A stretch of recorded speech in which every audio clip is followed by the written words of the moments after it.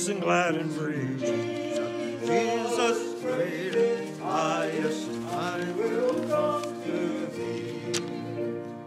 I am resolved to follow the Savior, faithful and true each day.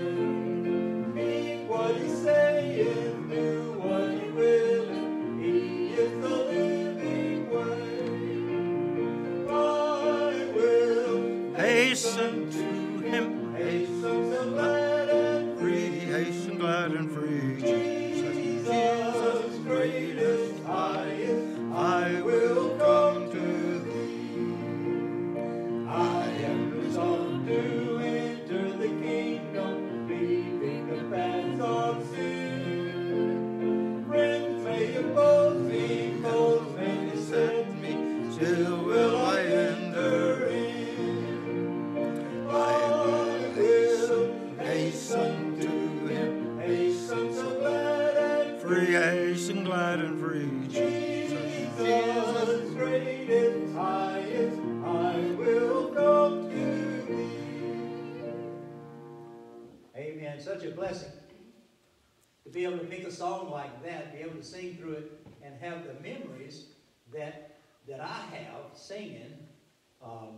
I am resolved. I really appreciate it, Brother Aaron, and I could hear him singing the also part, and also Brother John. I don't know what it is, but It's I called really bass. like it. It's called bass. That wasn't bass. But anyhow, I recall back a while back, and y'all know it's been a good while. Brother Larry would always sing that part, if it's a bass, if that's what it was, and I really enjoyed hearing him sing that. And I missed that, and I do appreciate y'all singing these parts. I'd like to give you an opportunity to share tonight, if you will, of the changes that has been made on the prayer focus. You have that copy. You have an opportunity now to add something to that, or to bring us up to date on anything that you might have, or something that you would like to add to the prayer focus this time.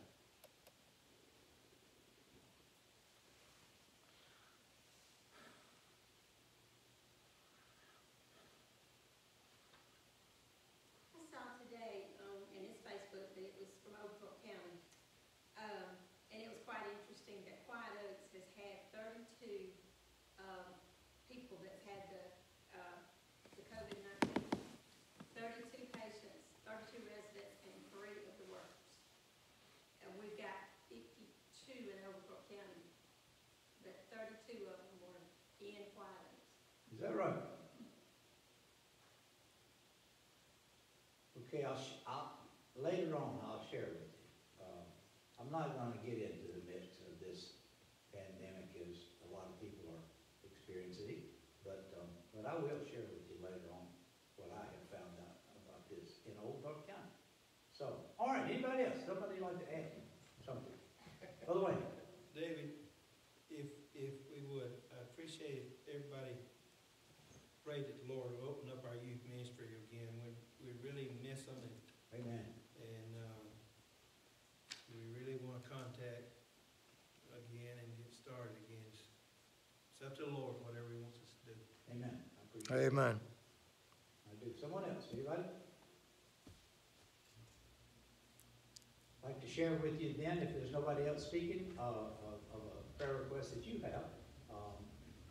This is the prayer letter that we received from Jason King. You know, he is the family we're supporting, Jason and Marla down in Argentina, but they just happen to be within stateside at this time. But their April 2020 prayer letter says, during the last month, we've had very interesting time. We began the month in a mission conference in Michigan and ended it with our schedule turned upside down. The conference we were privileged to be a part of was a wonderful and very relaxing time for our family. We are grateful for the opportunity that we had to be with such a lovely group of believers and to begin working together to share the gospel of Jesus. Since returning from Michigan, we were able to visit and speak at several supporting churches throughout Metro Atlanta. It has been a fun time, and our family has really benefited from the rest and the time with our family.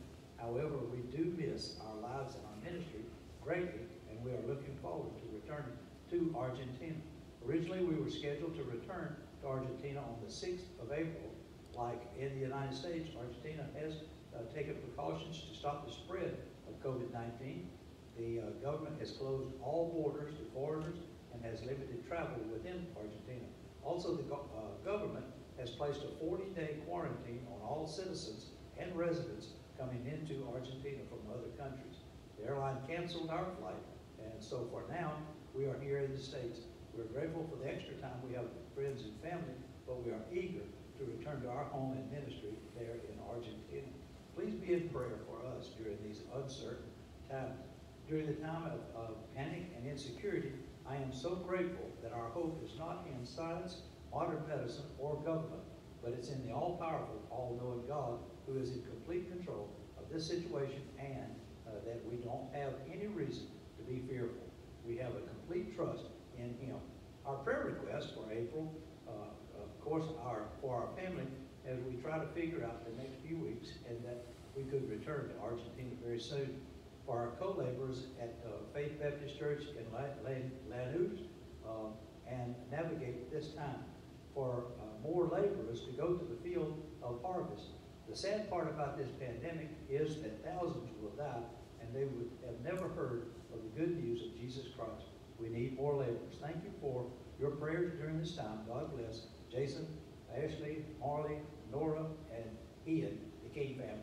The Kings are the ones we are supporting, as I mentioned, in Argentina. So, anybody come up with anything else you'd like to add to our prayer time at this time? I want you to, I don't know what happened yesterday. It ended up with 268,000 people registered to pray yesterday. And I watched a little group of men for a while. And they were just there on that mountain. They were just singing and praying, and they were just having a good time rejoicing in the Lord and praying for a spiritual awakening. I joined them. I joined in prayer with them. And some things happened that, always whenever things like that go on, there's people that try to take it over. They try to move in and take it over. But I pray that, that God was pleased with it. And that, that there will be an awakening. Whatever it takes to make it happen, may it happen. Yeah. All right, let's pray. Father, we just love you. We thank you so much for your love. We're thankful, Father, for the blessing that you've given us, especially this day. And I just pray, Father, now for the time that you've given us to gather together in your house. We do thank you so much for this that we missed in being able to gather together, Father, in our time of study. I do pray, Father, for our hearts as we open our hearts, that you might open our hearts to receive that has been prepared for us through these studies that we're enjoying in your word, in the book of Ruth.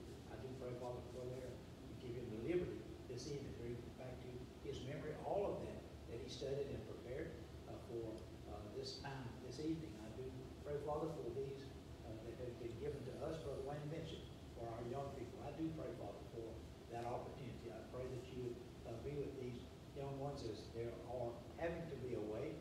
Father, that you would just continue to encourage them and their families together. I pray, Father, for the teachers that have that desire to teach and to be with these young ones of our church family. I do pray, Father, for those that we have that are standing in need for their help.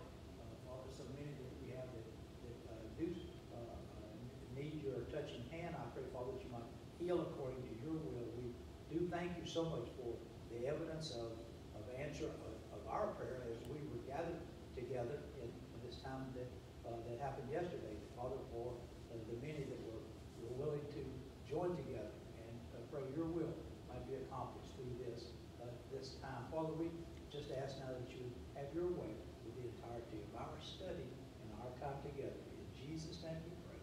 Amen. Amen. Aaron, before you start, I'd like to say just a word. I'm glad you're here tonight, and we're going to continue doing the thing on Sunday with the radio. We're going to do that. And if you know folks that would like to drive up, I'll tell them to drive up. We're going to do that. Fact is, I ordered a transmitter with a little more power. So I don't know what's allowed, but I figure if they make it, that we can turn it on and find a clear channel and turn it on. And they say it would go a mile, but this one will go a mile. I don't know, but we'll see how all that works out. Prayer meeting Saturday morning. I say that for you guys here, and then I say it to remind myself also. And so, who was it? Tony. Tony says he's up at 2 o'clock on Saturday morning, and so he's going to call me. I said, don't call me at 2 o'clock. Do that.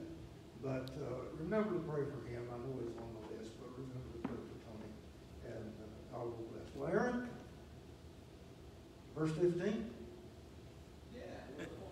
Verse 15 a little bit more. We'll see how that works out. Okay? Amen. No, actually, verse 14 and a little bit more. Ah. You can't skip verse 14. Can't skip verse 14. If you want to go ahead and turn to Ruth 4, obviously we're in there this evening. But also, and I didn't know whether to do this or not, but you don't need to turn to Psalm 23. I'm going to read from Psalm 23 as we begin. I'm not going to do a lot in the way of review tonight. Perhaps I don't need to do as much as I do every week, but I try to keep connected every week as we come into each one.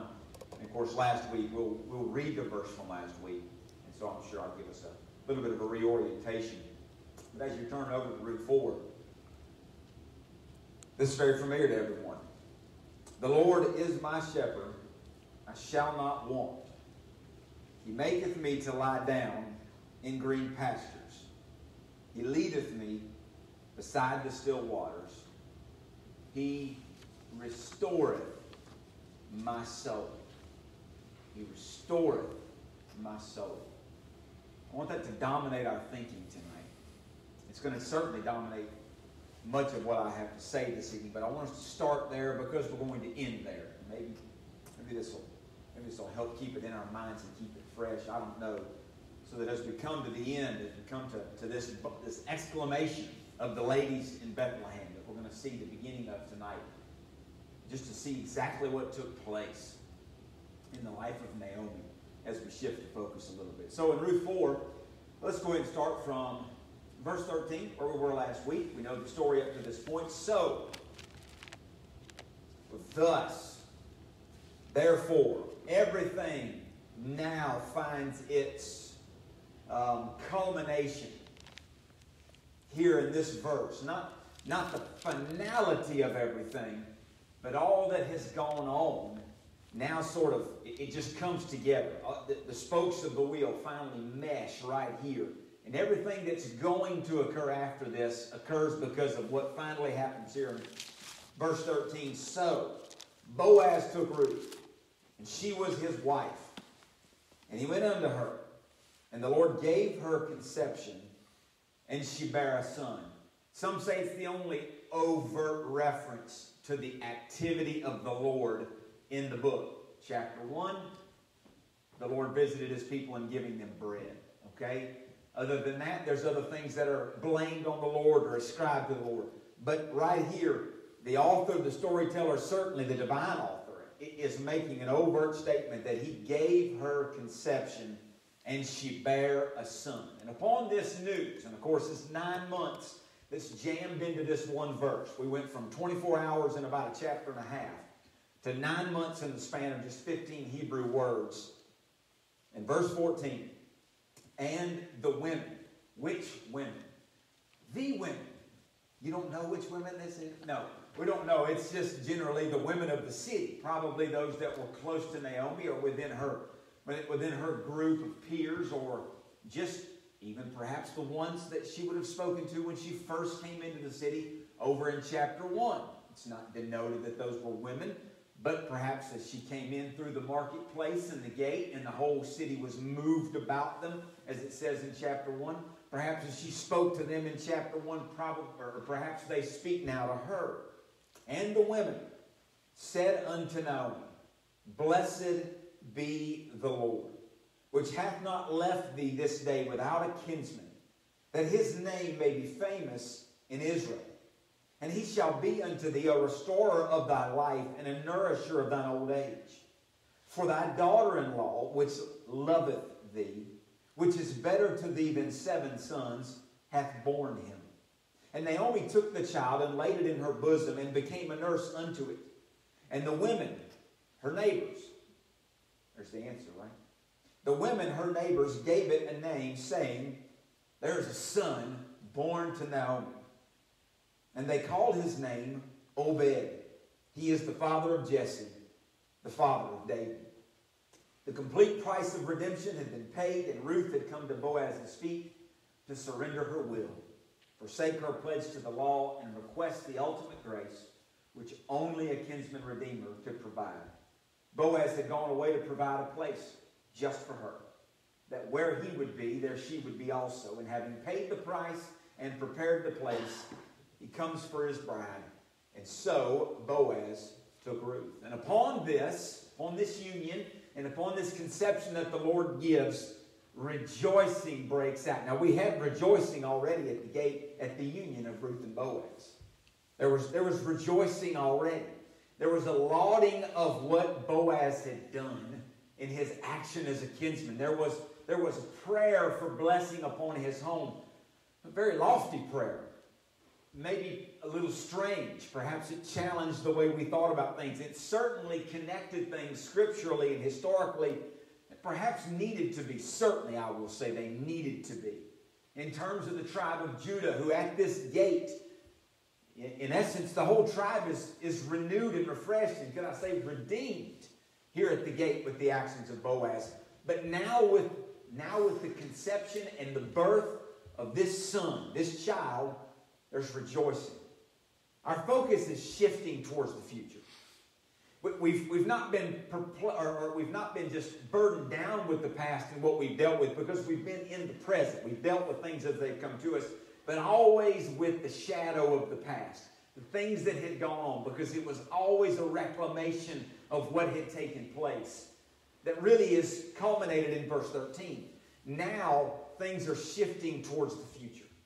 Our focus is turning around now from what has been and what took place to reclaim all of that, now to what the author has in mind, which is to let you know what's coming.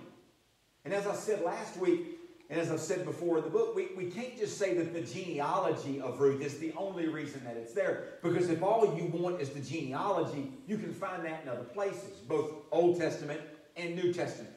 So if you just simply want the history or the connection to the line of David, you can find that elsewhere. Obviously, it's the people in the history that matter. It's the character, the nature, it's the circumstances, it's the things that surround the people. So it's not so much the names, but it's what's behind them. And that's what we get from this book. So that as we come now toward the future, as those that see David as king, if they've just heard this story, or they're just experiencing this story for the first time, they're beginning to look at David a little differently. They're beginning to see the tribe of Judah a little differently. They're beginning to understand the God that has undertaken all of this in a fresh way. Maybe in a new way. Maybe coming to understand that though he was only ascribed to actions a couple of times, maybe to that point in Israel's history, maybe they had a hard time finding God's work. Where was God's hand throughout the period of the Judges? Where was God's hand throughout the period of Saul's reign? Where was God's hand in all of this? And maybe for a second, and I say for a second, maybe for a little while, the curtain is peeled back to say, when you thought he wasn't active, he was. And with this exclamation of the women to Naomi, we get a bold proclamation of what was said in verse 13, which is that the Lord has been active. The Lord has provided something. He has done something in their behalf. And the way that we see this is by bringing Naomi back into focus. You can challenge people sometimes to say, if you had never seen the title of the book of Ruth, and you were going to title it purely based on the things that are found there, how would you title the book? And there's any number of things you might title it. And by the way, the title doesn't always necessarily reflect everything that goes on in the book. If for nothing else, you can say that the books of Samuel, or in the Hebrew Tanakh, the book of Samuel is only in a small portion actually about Samuel. The majority of it is about David.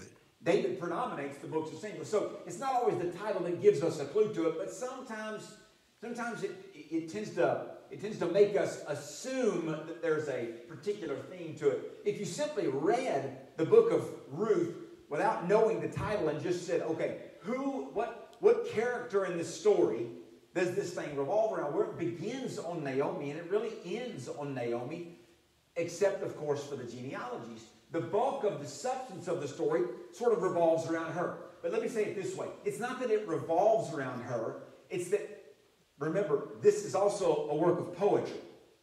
Not just of imagination, but of poetically told history. So that whenever you find, and this is something to remember when you consider Hebrew history, or Hebrew poetry, I'm sorry. My friend, privileged to call him my friend, Dr. John Phillips, used to say that Hebrew poetry doesn't concern itself with rhyming words as much as it is rhyming themes. Okay? So that when you come into Hebrew poetry, you don't get a line here, something here, something here, something here, and these two are going to rhyme. Sometimes you do that. Sometimes you'll see it even in this book. You'll see rhyming words. We did actually speak about that a little bit last week. But it's that the themes will be repeated. And often, it's this way. You'll get it to where it rounds out the theme so that you get something said here. You'll get possibly the bulk of the story or the content of the story and then a restatement of it. You'll find that again and again. They call it a chiastic formation. Don't worry about it. I don't completely understand it either. But you can kind of see the way it lays out oftentimes in Hebrew poetry. What you've got in the book of Ruth is, in essence, you've got the first line, chapter 1, chapters 2 and 3 be unfolding, and even into chapter 4 right here. And then in these verses in chapter 4, you get the bookend here. You get the conclusion of it that brings all of it around so that we understand that what took place in chapter 1 is now being resolved in chapter 4. As a matter of fact, the failure extended far beyond Elimelech.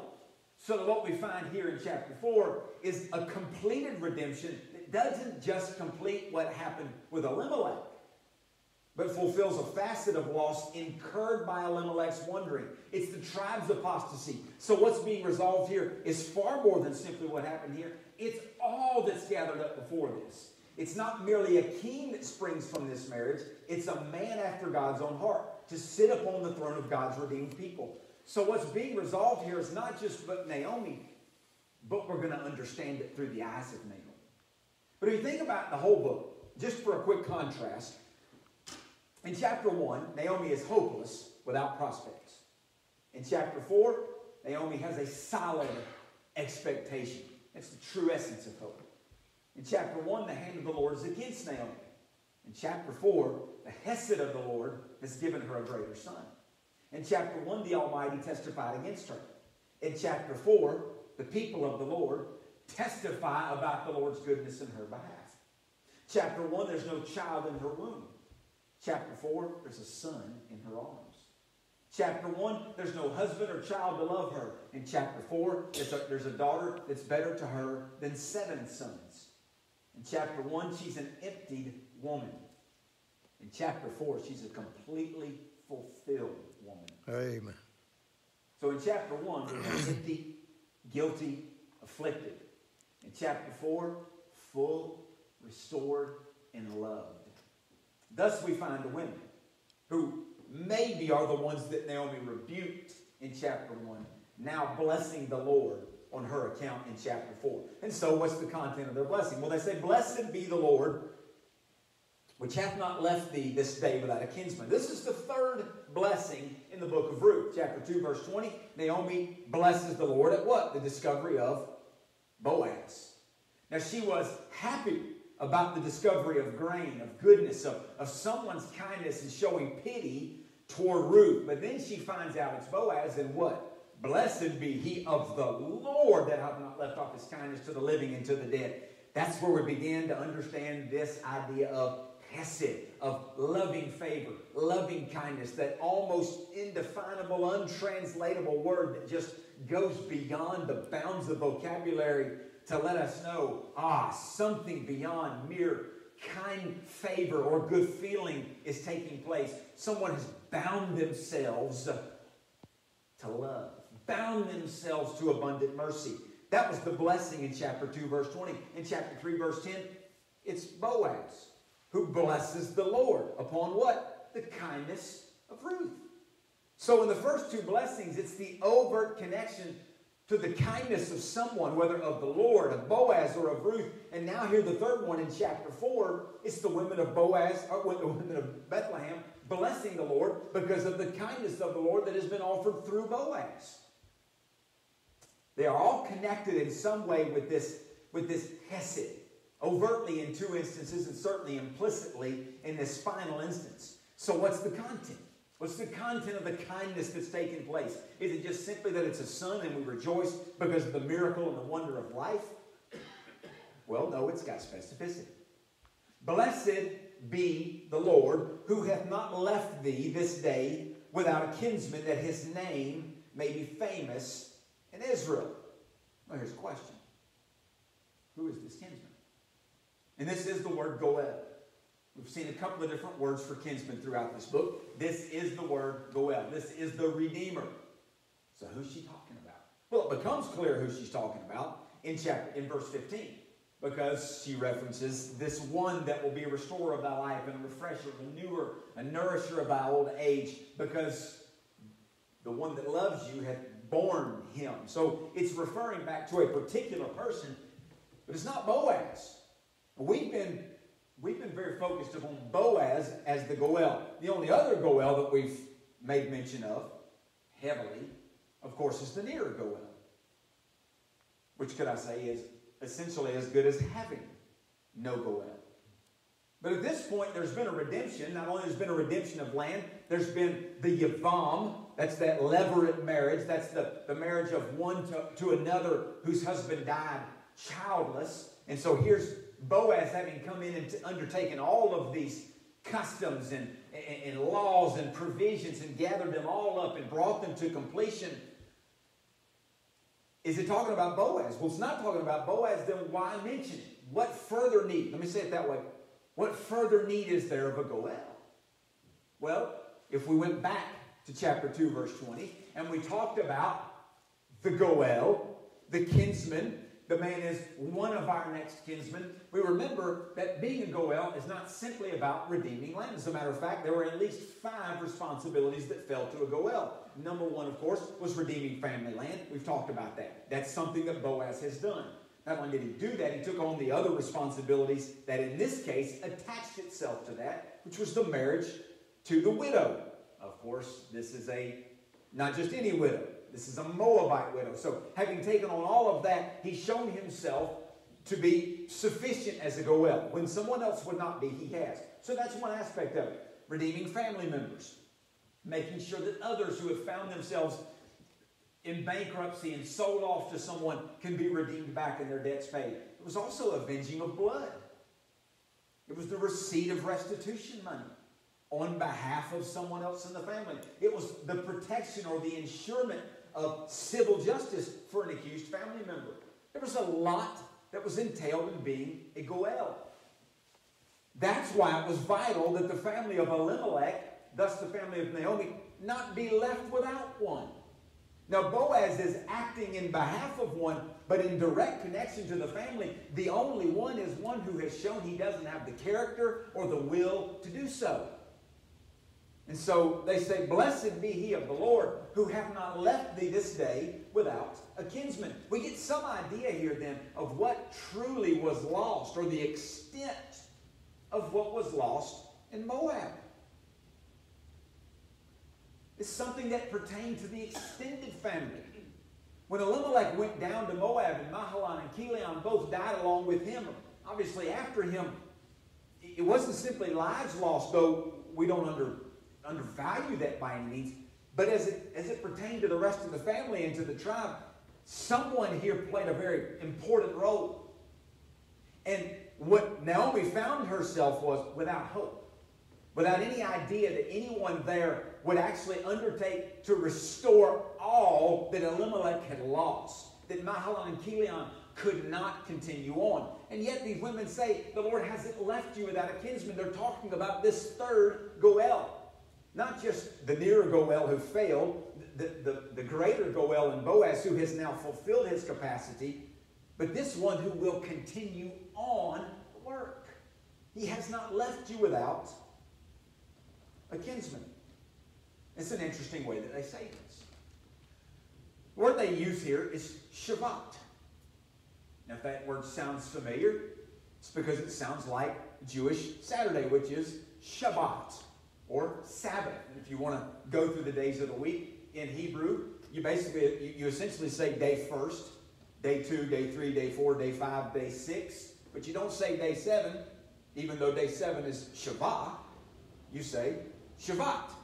Because day 7, Shabbat, is supposed to be a Shabbat, which is not a 7, it's a rest.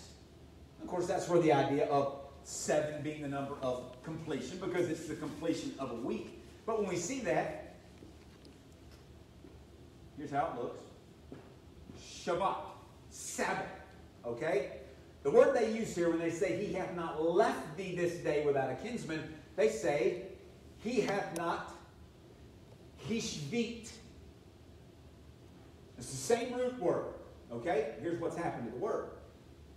It simply changed the way it's said. So now, instead of Shabbat, it's hishvit. Now, what would the idea of a Sabbath and the Lord not leaving you without a kinsman, how will those two be connected? And here's how. Because the word Sabbath simply means a ceasing. Now, we understand that in its proper context, as a Sabbath, it means ceasing from labor, ceasing from strife. There's an end of things. They're to be set aside. And of course, the Lord showed us that when he set aside a day in which there was no more creative work. His creation was ended. He reflected on it. He rested from it. And in resting from it, we simply mean he stopped. He stopped to view it, to enjoy the communion of it. That's what he gives us to do. That's what he has said from the garden on into the law and down through history, is there is to be a period of rest, of stepping aside, of ceasing from labor to what? To worship, to piety, to reflecting on the Lord, to enjoying the work that God's given us to do, because in that work also we reflect the image of our Creator. So we see that it's a ceasing. It's a completion of something. So what happens whenever we take it and we use this pronunciation? Well, it's a construction. It's a Hebrew construction called the He-field construction. Now, there's 7 constructions, and you can remember it by the menorah, 7 candlesticks of the menorah. It's how it's taught. Don't worry about it right now. But one of those, that's a very key one, is the He-field construction, and it is the causative. Okay? So if you're going to Shabbat, you rest. If you're going to Hishvit, and this isn't technically all correct, but you get the idea, you're going to cause to rest, or cause to cease. Now, let me bring this around. The idea here then is that whenever you cause something to happen, sometimes you can simply say, he caused them to rest. I might say, you can shema, okay, that you can hear, or you can hishmiah. You can be caused to her. Well, if I cause you to hear, probably what I'm doing is speaking to you. So sometimes it just takes on a different verb. We understand that, okay? I can eat, you can eat, or I can cause you to eat, which is to feed you. So we see how the verbs just, it'll look the same in the Hebrew. We use a very different verb. Now, if I cause to cease, how do we find that? Oftentimes it's referenced as a removal, as a taking away. Over in the book of Exodus, chapter 12, whenever the Bible says, when God said to his people, he said, 7 days shall ye eat unleavened bread, even the first day ye shall put away. Same verb. It's not hishvit, but it's the one that would pertain to the way it's used. Essentially, the causative. You're going to cause to cease out of your house leaven. But the idea here is that there is action. Anytime it's causative, there's an active role. Now, we've already got the sense for this in verse 13. The Lord gave her conception. So he's active and he's on the scene. Now these women exclaim something that they could have done without ascribing an active role to the Lord. They could have simply said, the Lord has preserved a redeemer for your family. It would have been a very simple way to say it. And there's plenty of ways they could have said that, but that's not what they said. It could have said, the Lord has prevented you from losing a redeemer, from losing a Goel. Again, this is not how it's said. Because the idea here is something stronger than simply that the Lord passively, or in an overseeing role, a protective role of sorts, didn't allow something to happen. We can get this idea by just supervising children.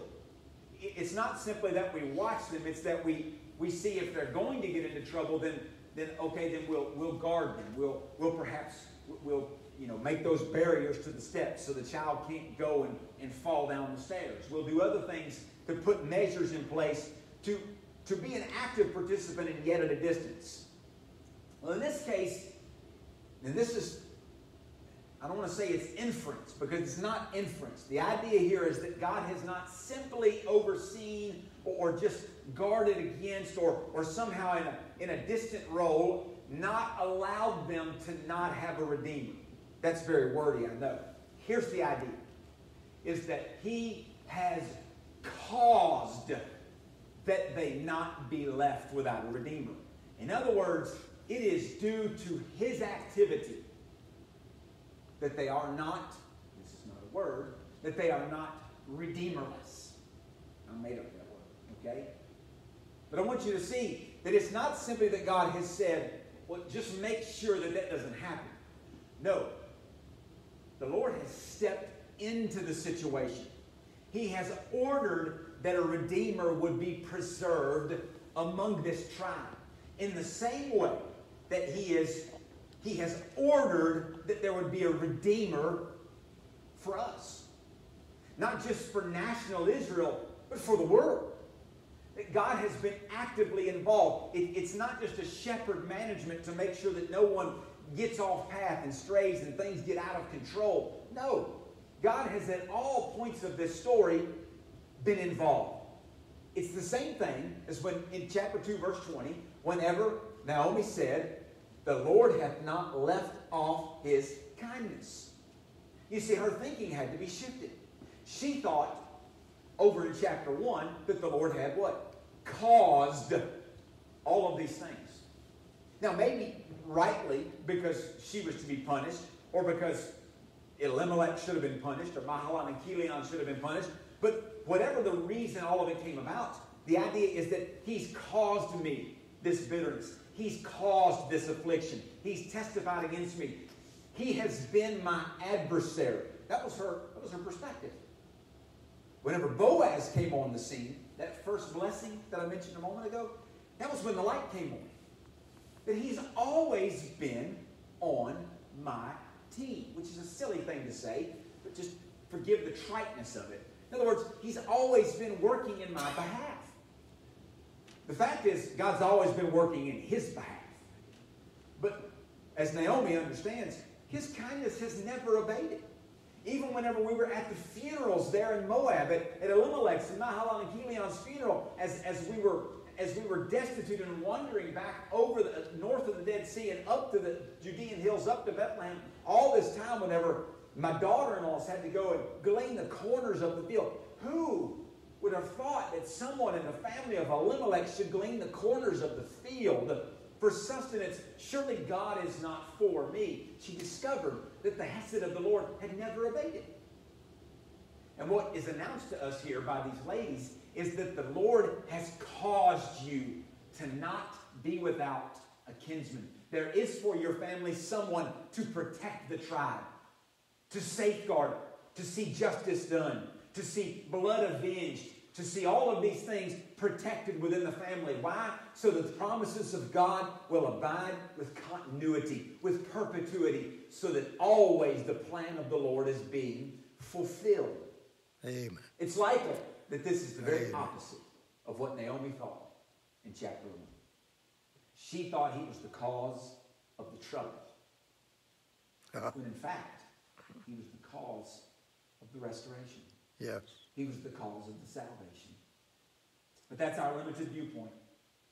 And that's whenever we come to the next statement, as the women exclaim this, as I picture them shouting this as they walk through the streets of Jerusalem, going towards the house, or as they come towards the front stoop of the house and either knock on the door or just shout it from outside the house, that his name may be famous in Israel. This is the same thing we saw in verse 11. And be famous in Bethlehem. It's a little Hebrew idiom. If we just translated it literally, it would be that his name would be named, that his name would be called. We would usually follow that with a naming of a child. And that will happen here in verse 17 when they'll call his name Obed. But this is not the naming of a child. This has to do with the notoriety of an individual. Again, it's not simply the word that denotes an individual, it's the reputation, the renown. Now, in verse 11, they said that his name may be famous, or that he be worthily in Bethlehem, that all Bethlehem would recognize the name of, at that point, Boaz. The house of Boaz is to have notoriety. It's to be exclaimed among the Gibor Chayil, which has been that moniker that's followed Boaz throughout this. This time, there's a little question as to, again, who are they talking about? Is he talking about Boaz? No, because he's not the subject any longer. He's not in focus. Are they talking about Obed? Let me give you a sampling of some translations to give you just a sense for the debate between who this is talking about. Whose name is to be famous in Israel? Here's one. Then the woman said to Naomi, "Blessed be the Lord who has not left you this day without a redeemer, and may his name be renowned in Israel." I would say that one focuses a little more on the Lord. Here's another. Then said the women unto Naomi, "Blessed be Yahweh, who hath not let thee fail of a kinsman today, and may his name be proclaimed in Israel." This one again probably points towards the Lord. Here's another one. The women said to Naomi, "Blessed is the Lord who has not left you without a redeemer today, and may his name become famous in Israel." This one points to Obed, to the child. There's vagueness here. Who's it pointing to? Well, if the idea here is that this blessing, that this is to be poured out upon Obed, and that his name become famous in Israel, you kind of have to explain why Obed's name would need to be famous in Israel, and then on the other end of that, you're going to have to explain why it doesn't ever really become famous. Now, it's preserved, and it's given notoriety, but we know nothing about the man except that he's the son of Boaz, the father of Jesse, the father of David. So he's the grandfather of King David, but we know nothing about the substance of the man himself. But I want to remind you, this blessing is not of Obed. This blessing is being exclaimed towards the Lord. Now, while Obed's crucial to it, he's not focal. Let me give you what Robert Homestead says. He sums this up better than I would. As in verse 11, it would seem most natural to understand that idiom as saying naming, were it not for the prepositional phrase in Israel. It thus makes better sense to hear it this way. And may we proclaim Yahweh's name in Israel. In thankful response to his deeds on behalf of Naomi. In other words, these women, in their exclamation of this child, are saying, "Blessed be the Lord, who hath not left thee without a kinsman this day. And let his name," who? Let the name of the Lord be famous in Israel. Why? Amen. Because it's him that's done all of this. Yes. By the way, if you want to know what glorifying the Lord is, it's simply making his name famous. That's what glorification is. And it's not simply, again, the spoken word. It's the character, the nature, the attributes, the deeds. It's the substance of whoever it is that's being magnified. So their exclamation is, look what God has done. He has made sure, he has caused that you will not be without a goel, that your family will have that from this day and going forward. He has intervened. He has been active all of this time. Thus, there's the following shout, that his name, let his name be famous in Israel. The word that, this is our old friend, Brother David, it's the vav. It's that vav again. It's that connecting point. It's that one little word that means and or thus or so. And the use of the word that right here gets us thinking that the purpose is that Obed's name would be famous in Israel. Oh, no. The purpose of all of this is that Yahweh's name would be known, famous. And by the way, remember what period of time we're in. Yeah. It's in the time of the Judges. If ever there was a need for the name of the Lord to be famous again in Israel, it was in one of, if not the darkest period of Israel's history, which is the period of Judges. So with this exclamation, this blessing of the Lord, they're recognizing that it's not Obed himself that gave her back her life. It's Yahweh who has given her back her life. And he gave it back full and overflowing. He gave it back more abundantly. And then the final phrase we covered tonight. And he shall be unto thee a restorer of thy life. Now this is why I read Psalm 23 first. Because the same phrase is found about 4 times in the scriptures. And what I mean is, in this form. Now the words that make it up, restorer and life, are very common to us in other places. Okay? The idea of a restorer is a meshovev, or a shovev, or yashuv. We've seen this word again and again and again. It's this word right here, which is to return or go back. Remember in chapter 1, whenever Naomi decides to shuv, to put it simply, to go back to Bethlehem, right? Why? Because the Lord had what? Brought back. Shuv. He had brought back again bread. And as they leave, she tells Orpah and Ruth, shuv, go back. One of them does. One of them does not. But they said, surely because it's with thee, we will shuv, return to Bethlehem.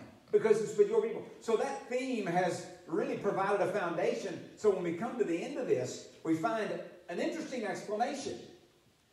For one reason, because it echoes what we've seen in the first chapters. But for the other reason, because of what we witness in the rest of the scriptures. And it's this phrase, this composition of this phrase, which is the same thing we find in Psalm 23, when David says, he restoreth my soul.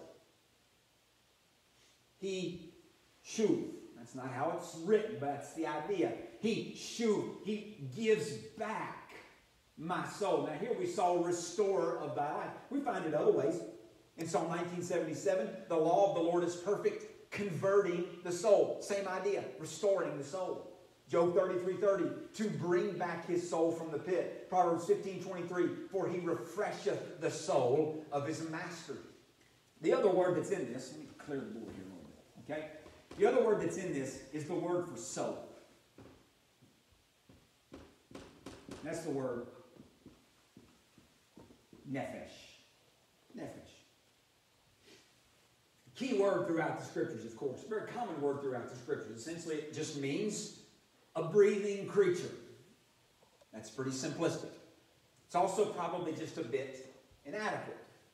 I learned a little bit of this from my friend Menachem, our tour guide in Israel. Much more than a tour guide, a very dear friend of my dad's, and then, of course, by virtue of all of it, my interaction now with me as well.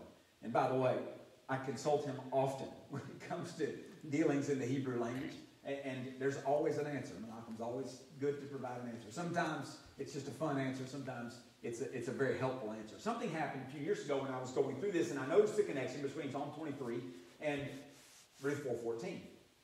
He'll be a restorer of thy life. I said, man, Menachem, can you tell me, give me some more about this, help me to understand this, what's going on with this phrase, why these two things are closely associated, but beyond the fact that you've got a woman here who's connected to the family of the man who made the phrase famous, so to speak. So I just wanted some more information. I have no recollection, and I can't find the record of our interaction. I've got most of those interactions. What's interesting is that the next time I was in Israel, he said, Aaron, I've got to tell you something about that question you asked me. He said, right about the time you were asking that, we were talking back and forth about that, he said, I had a friend I reached out to, asked him a question about some things, did not pertain to this, And he sent me back one of his correspondence and closed it out with the greeting, Mashovev Nefesh, which essentially is the same term. Again, he's not connected to the conversation. He didn't know the conversation. He just found it interesting. And so he corresponded with the guy and said, I'm interested that you use that, because what the man said to him is, you're a restorer of my soul. You restore my soul. That's a striking thing to say to someone. And of course, it particularly stuck out to him because he was in this conversation with me back and forth about this phrase. And he said, Aaron, in some circles I've come to find out it's almost a greeting of sorts. It's not a common greeting, but it's not completely out of the ordinary. It's something that's reserved for particular people or special occasions, or something it's not casual or normal, but it's not out of the way uncommon. And so it's become something of a special thing between he and I that we'll say that to one another. But when you look at the idea of the soul throughout the Scriptures, there's something more to this than simply bringing an unburdened feeling or making somebody feel better. The first time you encounter this is 750 some odd times that you find the word nephesh in the Scriptures. The first time is in Genesis chapter 1, verse 20, the fifth day of creation. And the Lord brings forth the living creatures out of the water and in the air. It's the birds, it's the fish, the fowl. So it's the sea creatures, it's the air creatures. Does the same thing in day 6 with the land creatures, including you and I, man. And the term there is the nefesh chai, or the living soul, the soul that is alive. Over in Genesis 2:7, of course, the explanation gets a little more interesting, and we find out that God breathed into man the breath of life. That's the ruach. That's the spirit of life. That's the breath from God. So that man was just not simply a living creature, though it's the same word. He was a living soul in a way that mirrored God the way the rest of the creatures did not. The soul is recognized as something not simply that lives, as the definition gives us, it breathes, but it has consciousness. You see, a plant lives, but it's not aware of its surroundings. A plant does not have consciousness of relationship. It does not have a sense of purpose. It doesn't have a reason for living. Now, it's even a little bit of a stretch to say that animals have that reason for living. They merely have an instinct for survival. But we do at times, certainly, we observe something that goes beyond an instinct for survival. There is self-sacrifice among even the animals. But there's something different in mankind. There's something different, and it's the image of God in us, which is not simply the awareness of our surroundings, it's the interaction with it.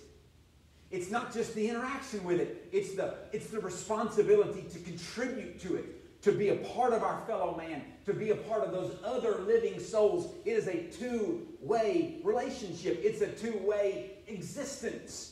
It's just not existence for the purpose of being. And that's why, sidebar here, but the idea of social distancing, some of these things are purely unsustainable, and really, they're not conscionable. Because at some point, I'm not saying now, I'm making no declarations about that with this, but just recognize we were not made to live in safe bubbles. We were made to live in relationship. Social distancing, in some sense, the idea of distancing from your social, your societal interaction, from your familial interaction, goes against everything God created for us. Because we are not simply made to be alive. We're made to be nefesh, a soul. Now, I want you to understand on that basis, whenever they say to Naomi, he'll be a restorer of thy life, a restorer of your soul. He'll bring back shuv. He'll return back to you your soul. It's not simply a good feeling. It's a reversal of everything that happened in chapter 1 when she said the Almighty hath dealt very bitterly with me. In chapter 1, she said she should no longer even be called Naomi. Why? Because the pleasantness of her life should no longer be the identifying characteristic. And that's why we see her say, Call me Mara. Speak of me as someone embittered. It's the same word we find just a few verses after Ruth 4:14. Whenever Hannah is in the temple and she cries out to God in the bitterness of her soul, in her mar nefesh, and cries out desperately for a child. It's the same condition we find those men in 1 Samuel 22 who flee down to the cave at Adullam. Those that were in debt and distressed and discontented. The word is mar nefesh. They lost something. They lost their purpose for living. They lost their reason. By the same token that when Jesus says to his disciples, what shall it profit a man if he shall gain the whole world and lose his soul? Was that just merely eternal damnation? Well, certainly it doesn't preclude that. But does it only include that? I think Solomon would beg to differ. Because Solomon gained the whole world. And you know what he lost? He lost everything that God had designed him to be in all of the draw and the wooing of the world. He himself lost all of that. In all of his wisdom and all of his riches and all of his mirth and all of his pleasure. He lost his soul. He lost his purpose. He lost his design that God had given to him. This is not simply an encouragement. It's not simply a reinvigoration. Man, I feel better today. No. This is the restoration of everything God had built in to Naomi to be. Amen. What can wound a mother anymore than to lose the ability to love? We're made to love. Not just to be loved. And who more than a mother? And yet there came a day that a giddy procession of ladies in Bethlehem brought to her the news that life had come back. Just as the Lord had visited his people in giving them bread, he had visited this widow in giving her a son, a heritage, a goel for her family. She had her purpose back. She had her meaning back. The need of the soul is not merely to be loved, but to love. And for a mother, little more could be taken away that would wound so deeply. You see, the redemption, restoration, and renewal of Naomi is not merely of the lives lost in Bethlehem, but of the faith lost, or of the lives lost in Moab, but of the faith lost in Bethlehem. The soul that was squandered in the search for bread. Thus, when Ruth and Boaz are married, and a child is granted to the union, the completion of the circle is not simply that Naomi has a son, but that Naomi has her soul. She has her faith. She has her hope. She has her love. In a sense, Naomi has her God again. Because Yahweh has restored her in abundance. Amen. Could I say, I know I'm taking a while tonight, as we pray for revival, do you know that revival is a yeshovev, to return?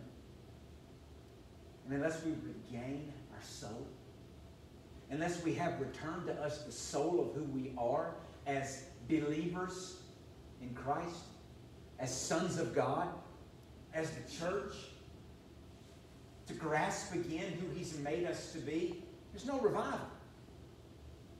There may be repetition. We may do things like we've done them in the past. We may bring back habits. But until there's a shovev nefesh, a restoration of the soul, there's no revival. And the only one that brings that is the great shepherd, Amen. the great redeemer. And Amen. it's in him that Yes. we shall not want.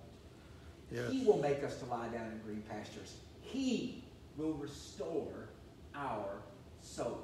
And on that, with more to come, I say, blessed be the Lord. Amen. We bless you, Father. We bless you in the name of our Lord Jesus Christ, who never left off his kindness to the living and to the dead. You who have always been involved by your Spirit, by your Son, by your action in this world, in your world, your plans surely will come to pass. As Joshua knew whenever he finally went the way of all men, nothing of all that the Lord had promised had gone wanting. Nothing had lacked. Everything fulfilled. Even if he had not seen it himself, all that you have done is planted, is growing, is being cultivated by your grace. We thank you for our great Redeemer, our great Shepherd. We bless the name of the Lord for all that he has done. In Jesus' name I pray. Amen. Amen. Amen. Amen. I know.